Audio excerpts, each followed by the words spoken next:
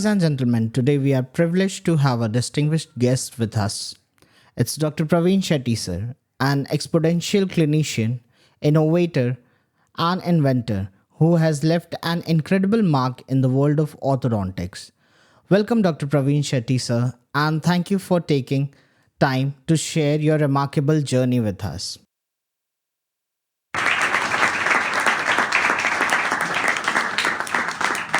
Hi, Dr. Ganender, and it's really nice to connect with you. And it's my great privilege or honor to be here and to share my insight on my journey in the field of orthodontics. Thank Yeah, you, Ganender. sir. Pleasure is all ours.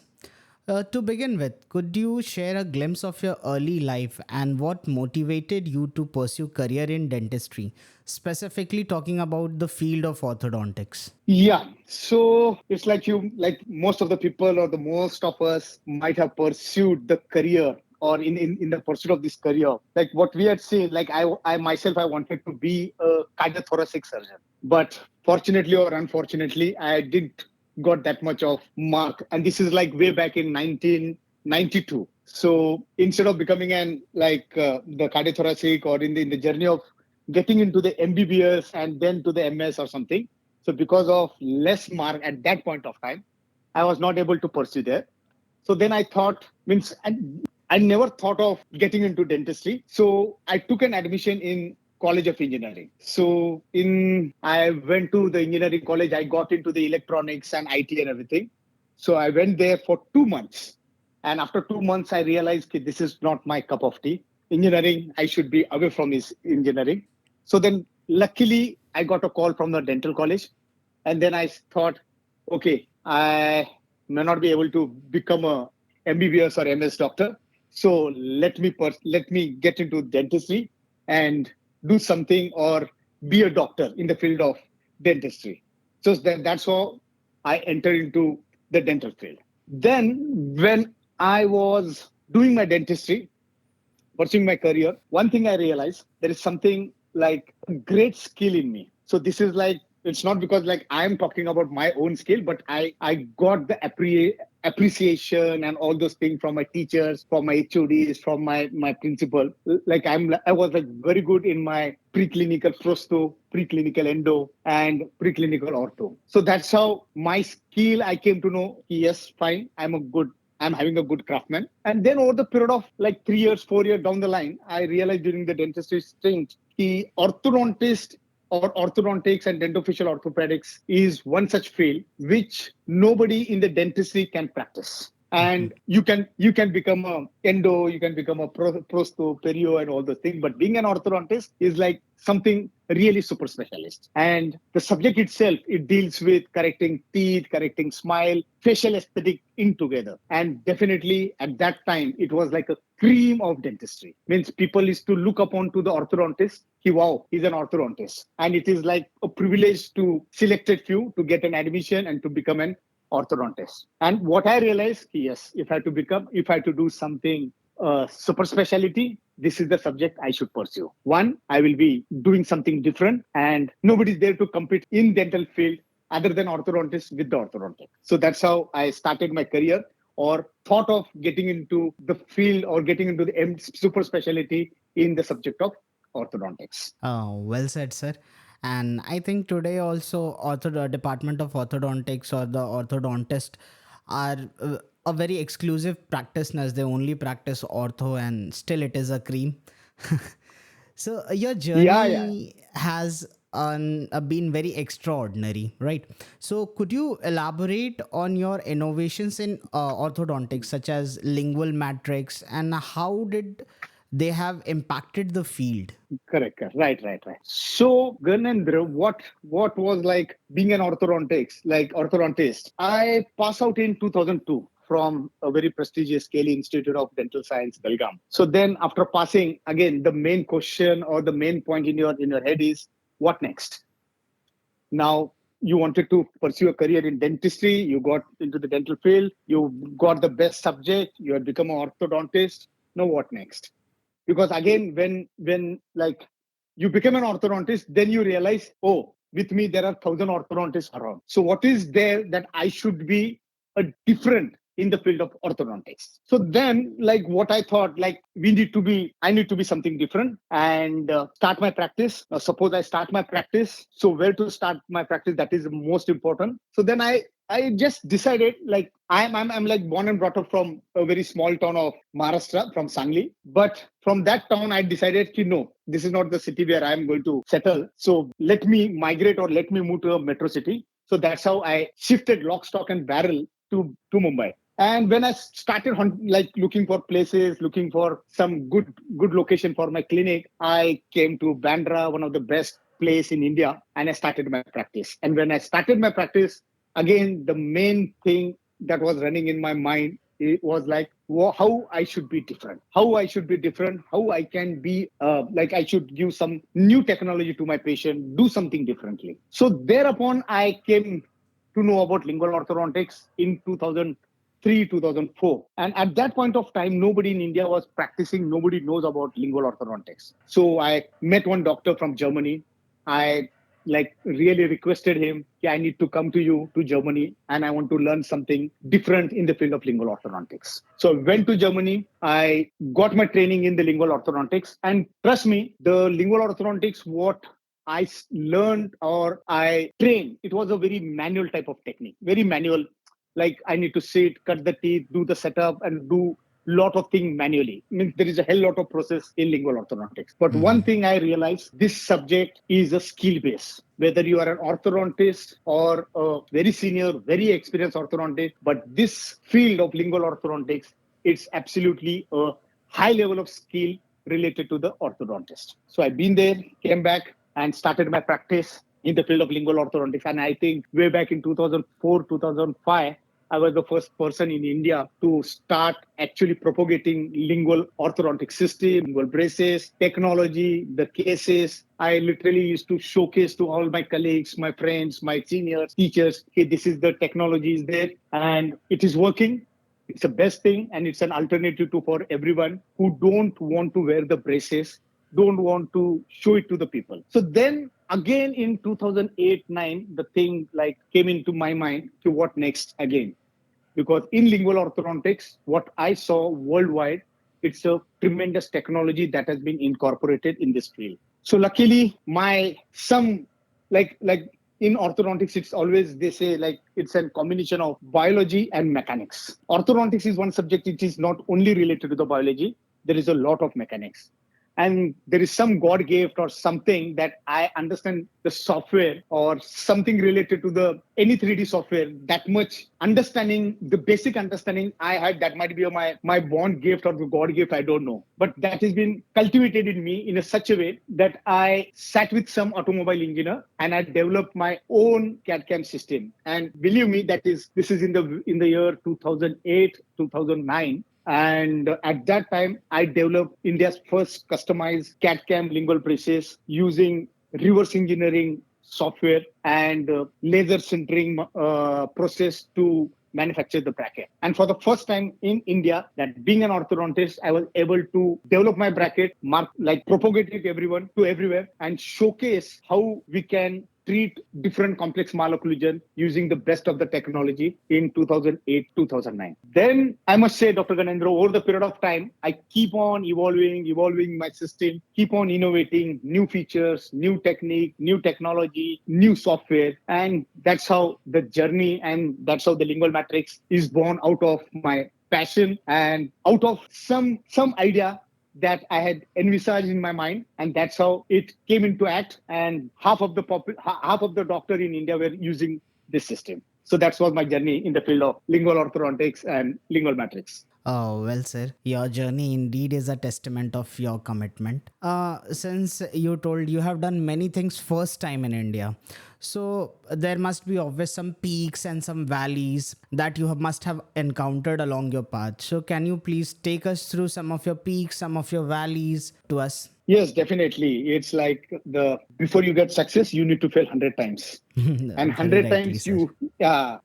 without failing, you cannot be successful. And if you don't fail, that means you're not successful. So in this journey, like definitely there was like ups and downs when I was developing this bracket using software. And when I used to design something, then what you design and what you get through a milling machine or a rapid prototyping machine, it was not the same. So every time we used to spend like 2 days, 3 days to design a bracket. And at the end, the product what I got is not of that high standard and high quality. Then I used to be very sad and thinking that I am doing this much of hard work, but I'm not getting the result. But over the period of time, I realized you have to keep on trying. You just keep on trying, everything will fall in place. So you should not quit. That's very important. And then what I saw, another thing is the highs and lows in everyone's life is all depend on what are we expecting out of it. Are we expecting too much out of it? If we are not expecting really too much out of it, just focus on what you're doing. Everything will fall in place. Everything will fall in place, and you will never feel that you are doing something for the highs and lows. You are doing just out of your passion, and you'll get the success out of it. So that's how it is. Very correctly said, sir, that failure is the first step towards the success. Your academic journey and professional experience are truly inspiring. Could you shed some light on your role and contribution as an academician, innovator, and a global speaker around the globe? Yeah, so my academic journey, it's like it started in 2002. Then, as been like I was discussing with you right now, it's like starting from the normal braces to the lingual orthodontic braces. And then I realized not in just India, we need to propagate or we need to showcase what we, being an Indian orthodontist, is capable of doing it. So I started venturing out, like getting myself registered to the international conference, going there and watching all the international stalwarts. I still remember my first international conference in 2005-6, where I met the stalwarts in this field. And at that time, I used to feel as an Indian orthodontist, we need to be there on this podium. We need to be showcasing what we as an Indian orthodontist are capable of doing it. But for all those things, you need a good amount of data backed by science and backed by a good amount of literature or cases treated by your appliance. So this much is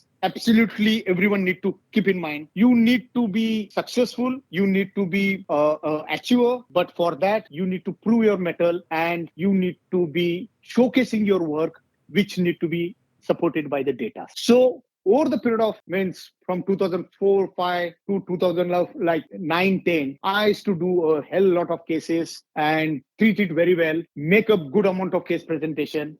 And then I presented this in 2009-10 in the World Society of Lingual Orthodontics in France. And I got my diplomat, or you can see active membership from the World Society. So that might be again a first Indian to got this active member from the World Society as well as European Society of Lingual Orthodontics. And once I got this active membership, everyone started recognizing, yes, we are doing something quality work. We are doing something new.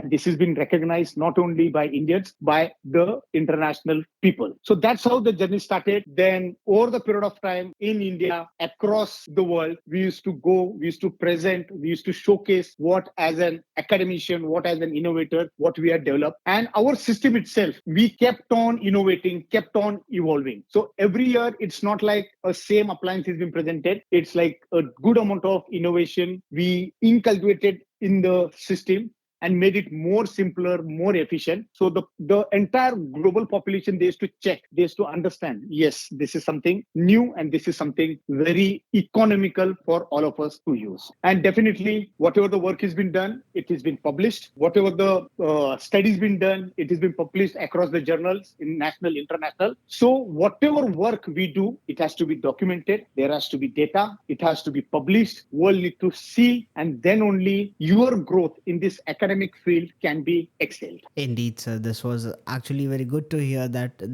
the success to key is hard work, basically. So, sir, if I'm not wrong, I can also say you are an entrepreneur since you are a co-founder and inventor of Tootsie, right?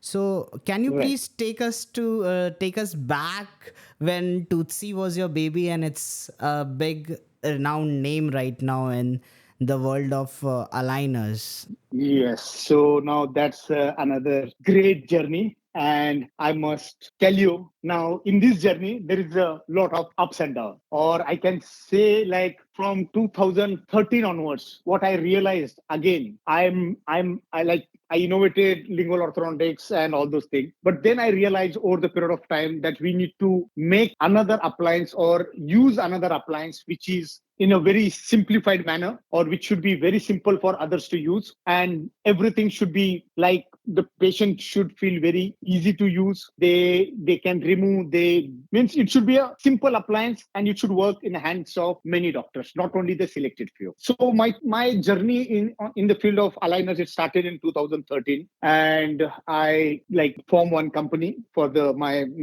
all other friends. And then in 2018, we four orthodontists, my other colleagues, my junior, my all are my friends. So we got together and we decided, or we discussed, we need to do something different, and we need to make this aligner more popular. We need to make something in India where the aligners or our product should be synonym as should be synonym for the aligner. If anybody comes and asks anywhere, any doctor, not aligners, they should ask our brand name. So that's how we decided to form the company, which is Tutsi. And the idea behind the Tutsi is to make it more popular, to make it more accessible, available to all the Indian population, whoever in their life they thought, whoever in their life they thought to get the treatment done, but just they are reluctant because of the braces, because it's more visible, so they are not able to go for this treatment. So for all those individual, aligners was the only mode of treatment to get their smile corrected. So we started with this concept, and the Tutsi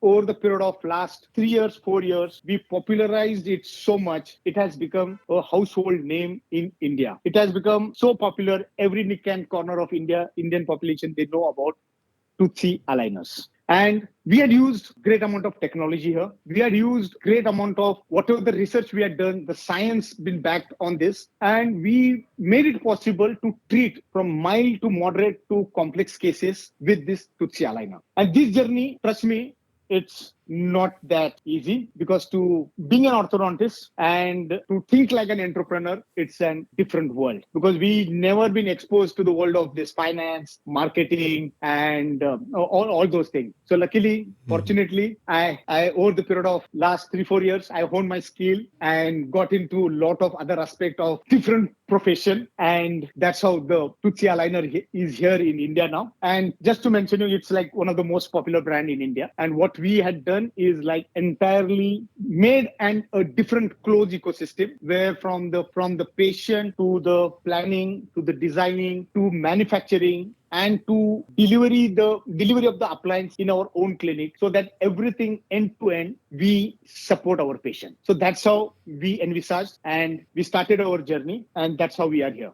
No doubt, sir. Your dream is coming true, because, up to my knowledge, now Tutsi is actually a synonym of aligners. Well, sir, balancing innovation, clinical practice, and education must be demanding, right?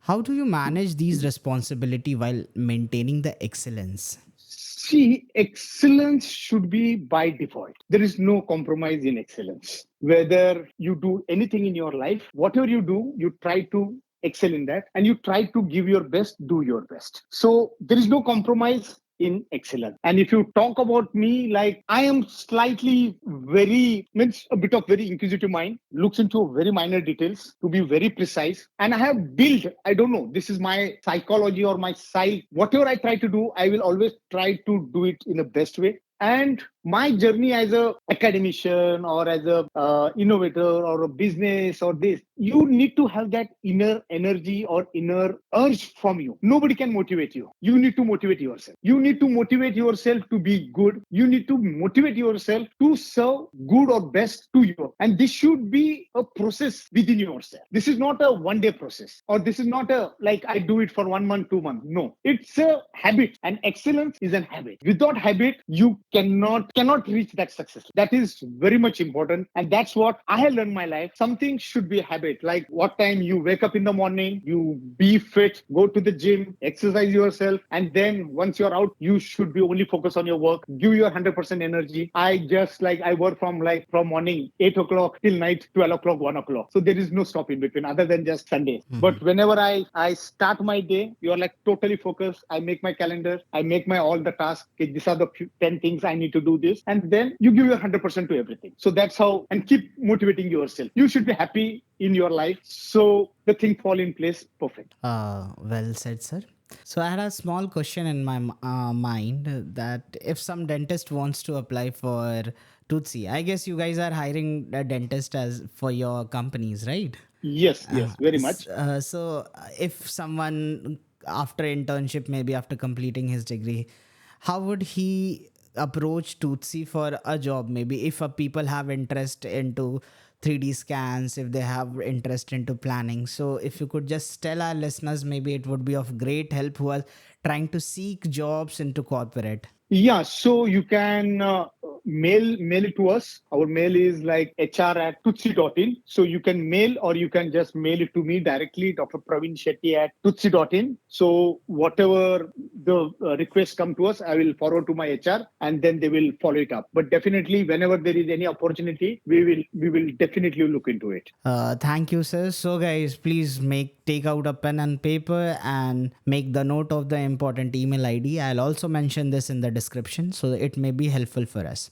Lastly, coming to the end of the show, sir, the very important thing which I ask to all of my guests who are there at the MolarBear, what advice do you have for young dental professionals aspiring to innovate, and excel in their careers?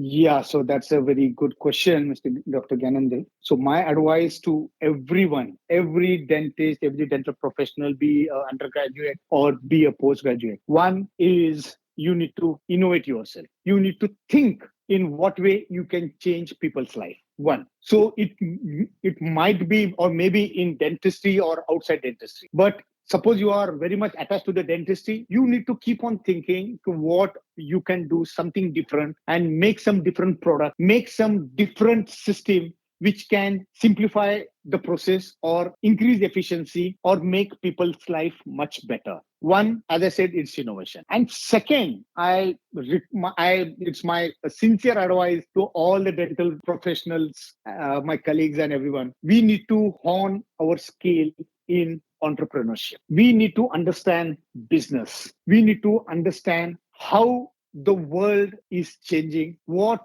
is the prospect of each individual after 10 years down the line. So entrepreneurship is a skill which most of us are lacking. Means I had seen, I'd met, I discussed lot of our own colleagues. They don't really go into the depth of doing business. They don't go in the depth of understanding what is the profit and loss, how to make a great business or out of any business. So that's the second entrepreneurship skill. Go learn, attend some courses, meet some people, discuss, and then third, most important, it is very easy to say, I want to be successful. But without ideas, you cannot be successful. You need to ideate yourself. There has to be idea coming out of your brain. You need to keep on thinking that what I can do something different. So that's how the innovation, the entrepreneurship, and ideas. Nobody can tell you that you will become successful unless and until you know there is something you can innovate, something you can have in a ideation level. Then only you can move ahead. So this three thing is very important for all the people to understand, to be successful in their journey, and keep on thinking in such a way that you need to change people's life or do something different. Yeah.